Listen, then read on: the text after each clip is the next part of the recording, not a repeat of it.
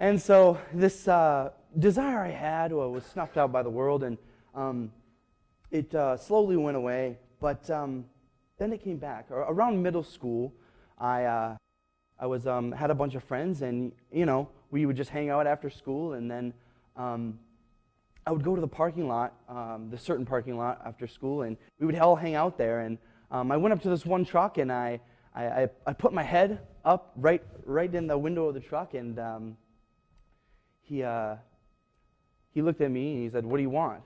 And I was like, "What grade are you in?" And he's like, "I'm not in school."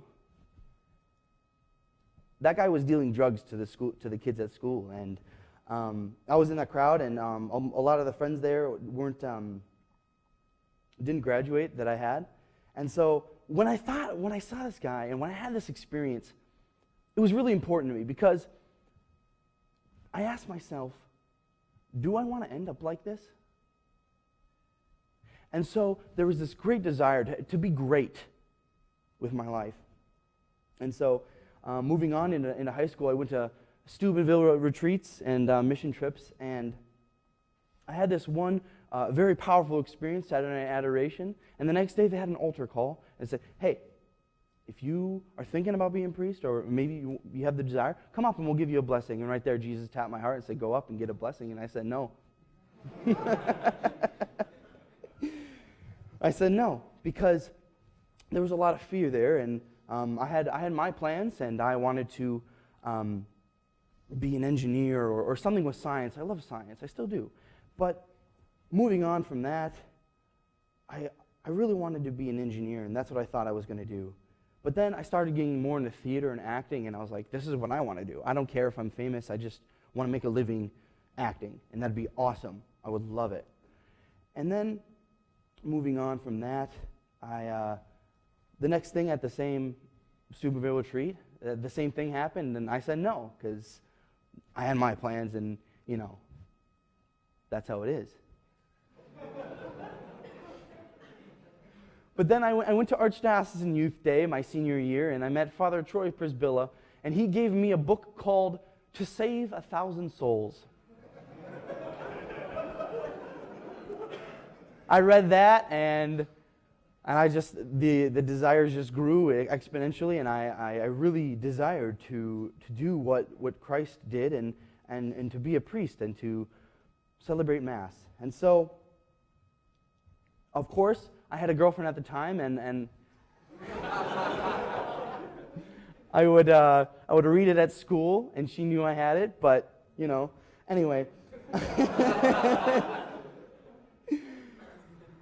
But the shepherd didn't give up that easily.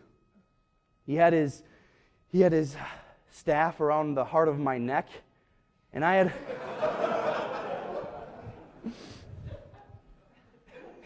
and I had my desires.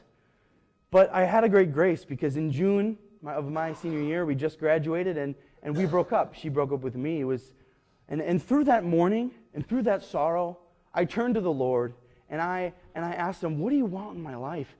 And just as before, as he'd been telling me for years, be my priest. But the reason I said no all those times is because I had a divided heart. I had my hand on something that I wanted.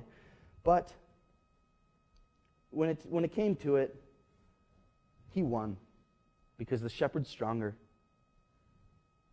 And I called my vocations director, soon to be Father Bloom, who was actually my pastor at the time. He was going to be a vocations director in 2 weeks. And so I just figured, I'll call him and we'll get it sorted out. I got my application in, and my application to St. Thomas, and I was actually originally rejected to St. Thomas because of my grades, and then I wrote them a letter and said, "No, I want to be here."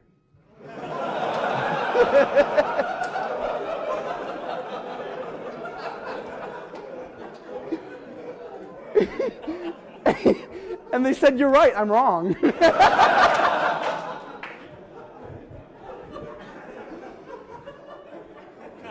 And so I got into St. Thomas, and then once I was finally here, I could truly say, "Praise be Jesus Christ."